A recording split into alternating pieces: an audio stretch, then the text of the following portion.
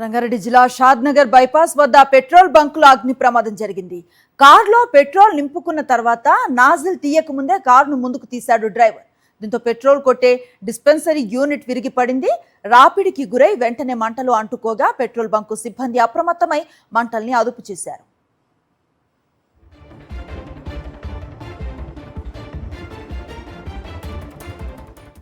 రంగారెడ్డి జిల్లా షాద్నగర్ బైపాస్ వద్ద పెట్రోల్ బంకులో అగ్ని ప్రమాదం జరిగింది. కారులో పెట్రోల్ నింపుకున్న తర్వాత నాజిల్ తీయక ముందే కారును ముందుకు తీశాడు డ్రైవర్. దీంతో పెట్రోల్ కొట్టే డిస్పెన్సరీ యూనిట్ విరిగిపడింది. రాపిడికి గురై వెంటనే మంటలు అంటుకోగా పెట్రోల్ బంక్ సిబ్బంది అప్రమత్తమై వెంటనే మంటలను అదుపు చేశారు.